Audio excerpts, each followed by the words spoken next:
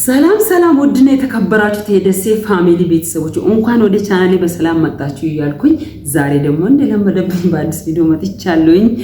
ይህንን ቪዲዮ ስትጀምሩ በላይክ ኮሜንት ሼር እንዳትረሱ። በእውነት ብዙዎች እየረሳችሁ ነው። ቤቴን መጣችሁ ደግሞ ጎብኝታችሁ ኮሜንት አስቀምጣችሁ ሼር ለምታደርጉት ሁሉ ምስጋናዬ ከልብ ነው የሚያመሰግናችሁ። ዛሬ ደግሞ አንዳንድ ጥያቄዎች በዝቶብኛል። እንግዲህ ማለፍ አልችልም ብያለሁኝ። ኮሜንት አንብባለሁ መልስ ሰጣችኋለሁ። አንደኛ መልስ መስጠት ማለት ጥሩ ነው። ብዙ መረጃዎችን የማታገኙ ልጆች ስላላችሁ አንዳንድ ኮሜንቶችን መልሳለሁኝ።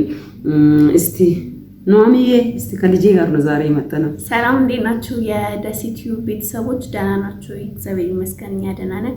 ዛሬ ደግሞ በጠየቃችሁ መሰረት አዳዲስ መረጃዎችን ይዘንላችሁ መጥተናል። እኔ ኮሜንቱን አነብላታለሁ፣ የእናንተን ጥያቄ እነግራታለሁ፣ እሷ ደግሞ መልሱን ትሰጣችኋለች።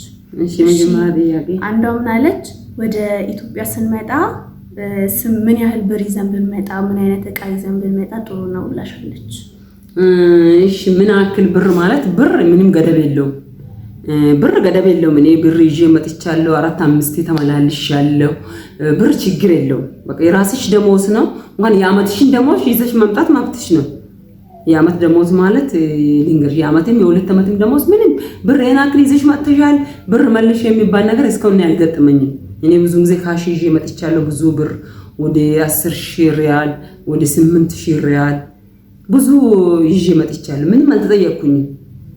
ብዙዎች አሁን ያወና ብር ብር ይዞ ማይል አይቻልም ብሎታል። በብር ዙሪያ ላይ ምንም ችግር የለም። በቃ አንቺ የ4 ደሞዝ የ4 ወር ደሞዝ የ5 ወር ደሞዝ በእጅሽ ይዘሽ ከመጣሽ ማንም ተጠያቂ ማንም አይጠይቅሽም። ለምን ራስሽ ደሞዝ ነው። በቃ አንቺ ከሀገሩ ከየት ሀገር እየመጣሽ ነው። ለምሳሌ ሳውዲ ካለሽ ሳውዲ ሪያል ምንም ችግር የለም።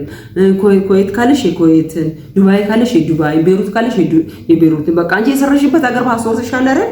በዛ ምንም እሱ ጥርጥርና ጥያቄ ለሚያስፈራ ነገር የለም።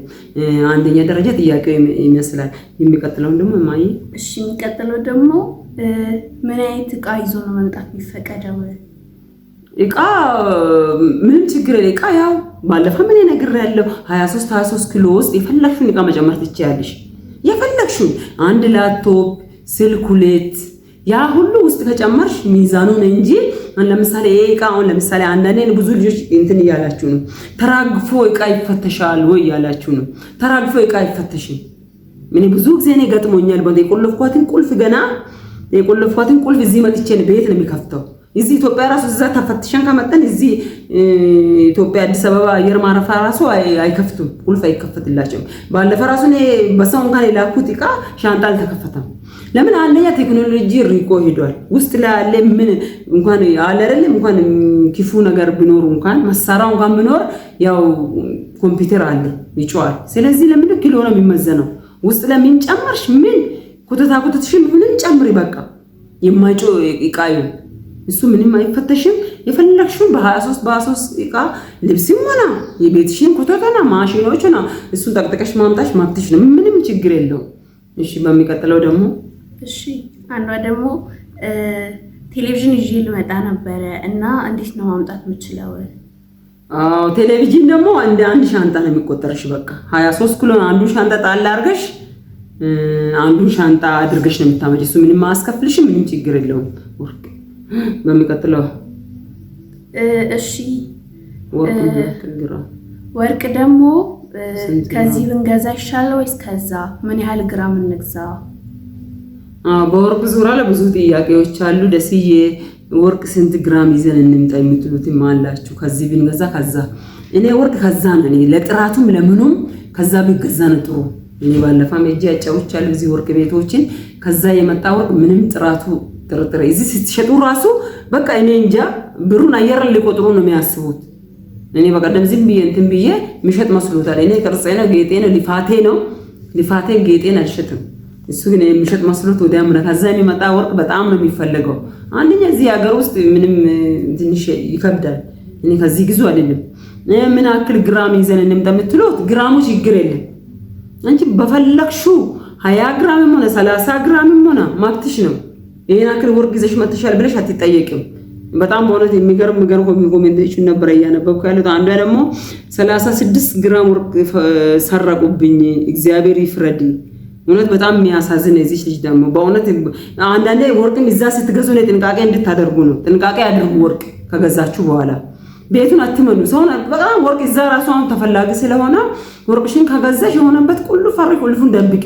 36 ግራም ማለት በኢየሱስ ምን አክል ነው?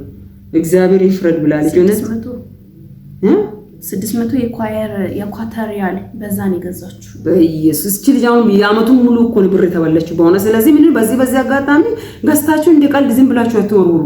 በእውነት አትወርውሩ። በእውነት እኔ እግዚአብሔር እርዳት፣ እግዚአብሔር ፈጣሪ ይክፈልሽ ነው። እኔ ልጅቷን አላውቃትም፣ ዩቲዩበርም አይደለችም። ገብታ ነው ኮሜንት የጻፈችልኝ በወርቅ ዙራ ላይ በሰራሁት። እግዚአብሔር እርዳሽ ነው እኔ የምለው። እግዚአብሔር ይታከሽ፣ በወጣበት ይታከሽ። በቃ በእውነት ይበላል ራሱ ነው የሚጎዳ እንጂ ምንም ወደ ጥንቃቄ አድርጉ በዛ ዙራ ላይ። በቃ ይሄ ነው። ሌላ ደግሞ አዳዲስ ኮሜንቶች ምንድናቸው? እህታችን በጣም ወርቅ ተወዷል አለች። ቢዋደድ እኮ ዛሬ በወድ ብሸጪ ነገ እንደገና እየቀጠላ ነው የሚሄደው። ስለዚህ ምንም አትፍሩ። ሌላ ኮሜንት ደግሞ አንዳለ እኛ አዳዲሶች እስቲ በደንብ አይታይም እኮ መነጽር ያስፈልገኛል መሰለኝ። እኛ አዳዲሶች ወደ ኢትዮጵያ ስንገባ ምን አክል ጥንቃቄ እናደርጋለን ብላለች። እኔ የምለው ትክክል ጥያቄ ነው ይሄ። ላይክ ማሰጪ ለኔ ቪዲዮ ለምን ላይክ ማሰጪ እኔ ልታለሽ ነው? አያችሁ ላይክ አሰጥም ልጄ ሆና ላይክ አሰጥም። አይገርማችሁም? በሞባይሏ እኔ በኋላ ነው አይፎን እንዳልዘጋብሽ። እሺ አረጋለሁ፣ ችግር የለውም። ምን ሆነሽ ነው? ቢዚ ስለነበር አይደለም። ላይክ ሼር አድርግልኝ በዚህ አጋጣሚ ለለምሽ እንቺ ምንድነው ያለች? ኢትዮጵያ ስንገባ ደስዬ እኔ ጥንቃቄ በእውነት እኮ ነው በጣም ነው ጥንቃቄ የሚያስፈልገው። ወደ ኢትዮጵያ ስትገቡ አንደኛ ስትመጡ ተደብቃችሁ አትምጡ። ለቤተሰብ ተደብቃችሁ አትምጡ። ግልጽ አድርጋችሁ በዚህ ቀን እኔ እመጣለሁ፣ በዚህ ቀን ይገባለሁ ብላችሁ መጀመሪያ አሳውቁ ለቤተሰብ። ለቤተሰብ ካላሳወቃችሁ በእውነት በጣም ብዙዎች ያለቀሱበት ብዙ ሚዲያ እያያችሁ ነው። ዛሬ አዲስ አይደለም። ምናልባት አንቺ አዲስ ሆነሽ ልትጠይቂ ትችያለሽ ይሄንን ጥያቄ። ብዙዎች እያለቀሱ ልምረታቸውን አስረክበው ወደ ቤት የገቡታሉ። እኔ የሚገርማችሁ ነገር ብዙ ጊዜ ተመላልሻለሁ። ምንም የመመላለስ ዕውቀት ቢኖረኝም ቤተሰቤ እስኪመጣ ከውጭ አልወጣም፣ ከውስጥ በፍጹም አልወጣም። እዛ ሞባይል ኮንታክት አድርጌ ወዲያም ደውለን የት አላችሁ ብዬ ነው እንጂ አሁን እንደ ነብር ነው እኔ በኩርኩር ላይ ቃው ይዘሱታ እኛ እንወስድሻለን አዋና ወስዶ ለሌላ አስረክበው ራሱ ሽጦ ሊበላ ነው። በጣም እሱ ነገር ጥንቃቄ አድርጌ ለአንድ ይሳም ለብዙ ነው ይሄን ነገር የሚያወራችሁ። በቃ ሄዳችሁ ገብታችሁ ውስጥ ቁጭ በሉ። ለምን ራብ ነው የሚግደላችሁ? ሰው እስኪመጣ ማንንም ለምናችሁ እዛ ስልክ ማንንም ያስደውላል፣ ማንንም አይጨክንም፣ ያስደውላሉ። ቤተሰብሽ እስኪመጣ እዛ ቁጭ በይ።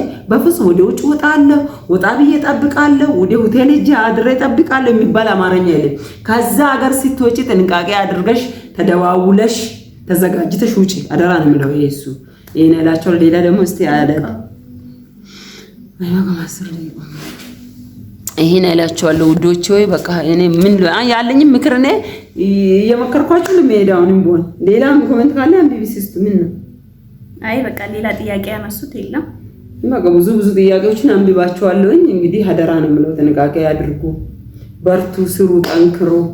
እንደዚህም ኮሜንት አስቀምጡ። እኔ ማንኛውም ጥያቄ ለመመለስ ዝግጁ ነኝ። ማንኛውም ጥያቄ ብዙ ጥያቄ አለ። የሚሰራችሁ ቪዲዮ ስለ ቤት ብላችኋል፣ ብዙ ነገሮች ብላችሁኛል። የት ሀገር ነው ብላችኋል ብዙዎች። እኔ ሀገሬ ሻሸመኔ ነው።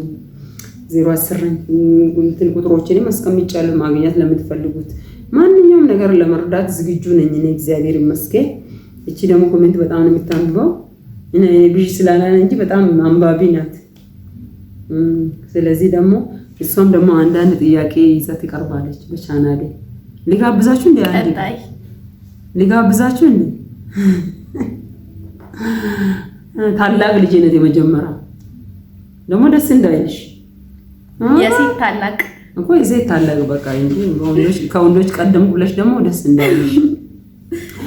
በዚህ አጋጣሚ እንግዲህ ቪዲዮን ወዳችሁና ፈቅዳችሁ ስለተከታተላችሁ ከልብ እናመሰግናለን። በሚቀጥለው በአዲስ ቪዲዮ በአዲስ ስራ ሁሌም ከች እንላለን። እንግዲህ ዩቲዩብሬንም ሰዓቴን አሳድጉ። ደግሞ አንድ ላይፍ እንገባለን። እስቲ ጠብቁን፣ በቅርቡ እንመጣለን። በቅርቡ ላይፍ እንገባለን እያለች ነው እንግዲህ። በቃ የመዳም ልጆችን ስራ ልትከለክይ ነው። ምን ችግር አለ? እኛን ያበረታቱናል። ናደ ላይክ አድርገው መውጣትም ይችላሉ እዛው ከፍተው በመተው ማለት ነው። ሰዓታችን እንዲሞላ ሰዓታችን ሙሉ በቃ አሁን ስክሪቴ ሞልታለች።